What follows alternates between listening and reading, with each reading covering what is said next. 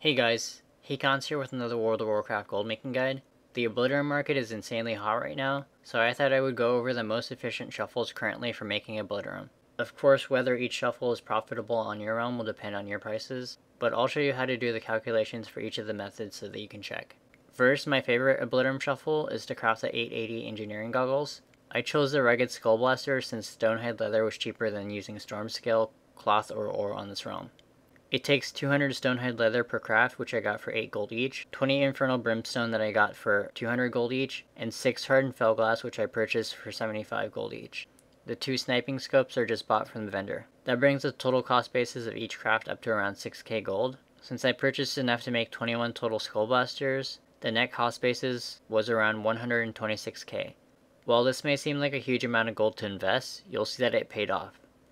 So I was able to destroy the 21 skull blasters for 11,610 total ash, which is equivalent to roughly 116 Obliterum. I found that on average, each individual skull blaster yielded around 550 ash, or 5.5 Obliterum. To find out if this would be profitable on your realm, you would simply add up the cost per craft and then compare it to the total selling price less auction house fee of 5.5 Obliterum. Bear in mind that the number of ash you get from each skull blaster is RNG, and you may choose to err on the side of caution and use 5 instead of 5.5 in your calculations. On my realm, I was getting around 3k per Obliterum, which means that the 116 that I got from the initial 126k investment turned into around 350k gold, or over 200k in profit. As you can see, I sold all of these as well as a few others that I was sitting on for 3k each, bringing in around 430k gold.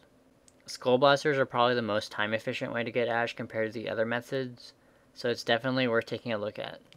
The next shuffles are all done with enchanting. The 3 types of enchants we're mostly interested in are binding enchants for rings, binding enchants for cloaks, and the more expensive neck enchants, like the Mark of the Hidden Satyr.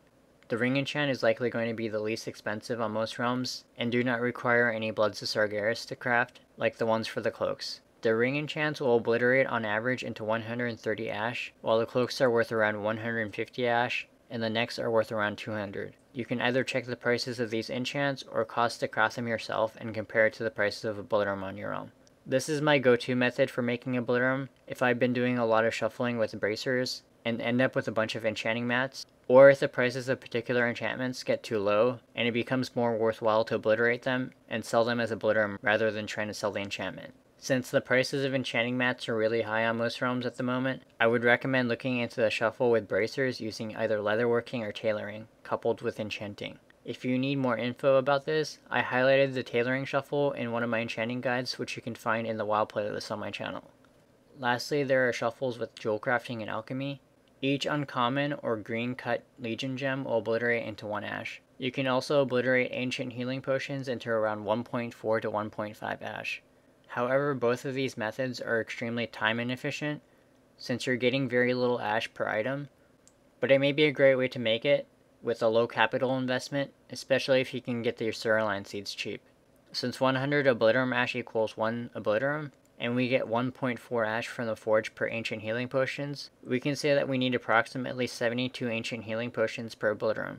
With the rank 3 ancient healing potion recipe, we have a chance to proc extras, on average around 1.4 potions per craft, so we can say that we will need around 51 crafts to get 72 ancient healing potions. Since each ancient healing potion requires 40 Cerulean seeds, and we've already figured out that we need around 51 crafts, we can assume that we'll need around 240 Cerulean seeds to make each Obliterum, give or take a few seeds depending on your RNG with a prox. To find the break even, you can simply take the cost of 1 Obliterum and divide that number by 204. The result is the maximum amount you can pay per Cerulean seed to break even.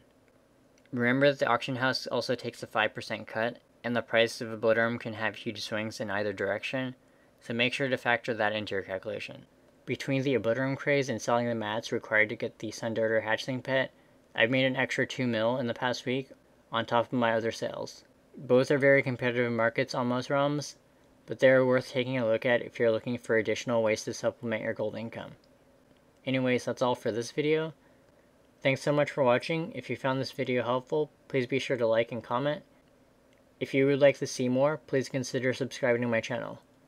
Take care, and I'll see you all in the next video. Late.